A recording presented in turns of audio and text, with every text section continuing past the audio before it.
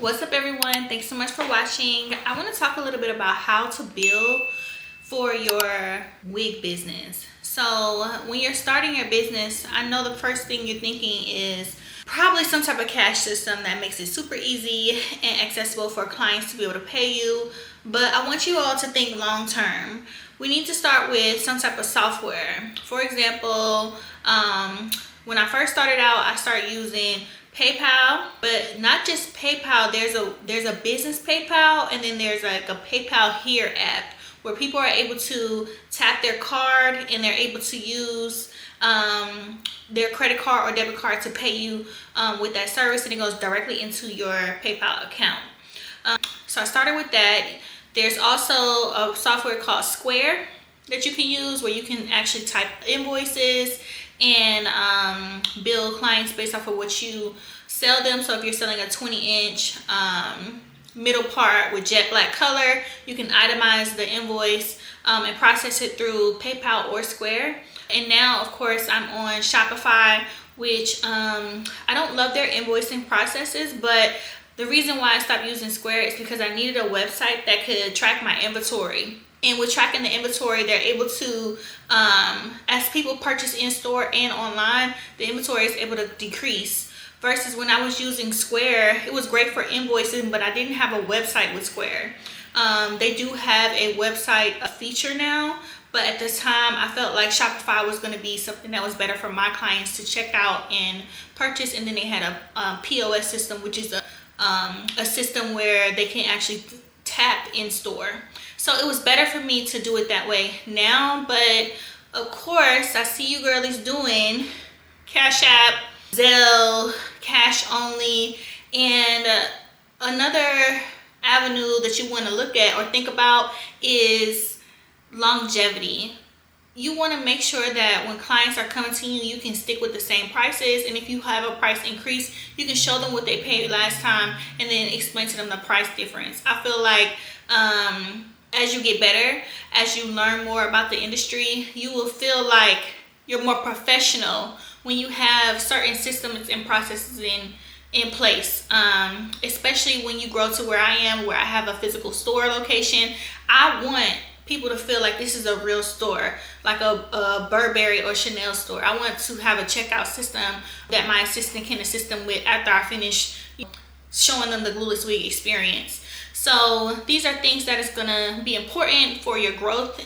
Also with, I know Square and Shopify, you're able to do, after doing some business with them, you're able to do these capital loans, and they determine how much money they're willing to give you by how much you are collecting from your clients, and not cash. They're talking about the actual transactions done on the app.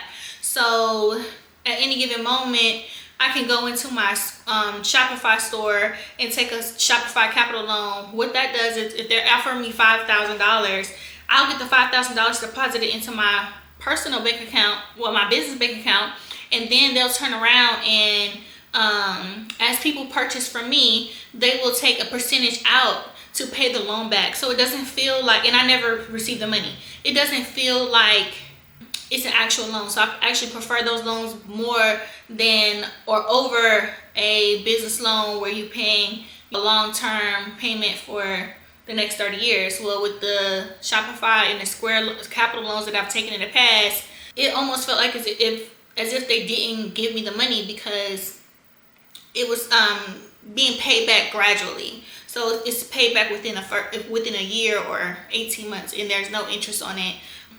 But you can't get those offers if you're using Cash App and Zelle, because they consider that cash. And they're giving you the offer because they see the volume and the need.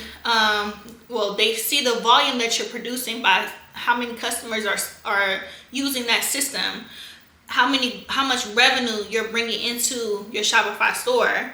And then they're saying, okay, well, you can use this extra $5,000 to buy more inventory, pay your mortgage, whatever it is that you got to do, and you can pay them back as transactions come in. So to me, it is beneficial to have some type of payment system. And then especially once you get into more detailed transactions, like, oh, I want to bill insurance for the medical wigs, with the medical wigs, you can definitely do that, but you do need to be organized so that your insurance companies will be able to pay you for those transactions that you're billing them for. So it's always important to lead with professionalism. When you start with these companies and these ideas that are so great, you want to sell hair extensions, you want to sell wigs, you always want to make sure you tie it into being professional at all times, especially when it comes to the money.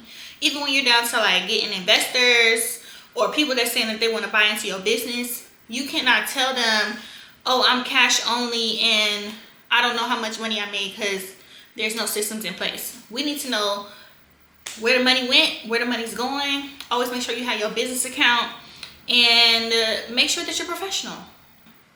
Cash is king. I'm not saying don't accept cash. I'm just saying start now with the small transactions, getting people to purchase on your processing system. So that could be Square, that could be PayPal, that could be Shopify, WordPress, Wix websites. You need somewhere that can process secure payments in order to succeed in the glueless wig world or the extensions business. You need to be professional.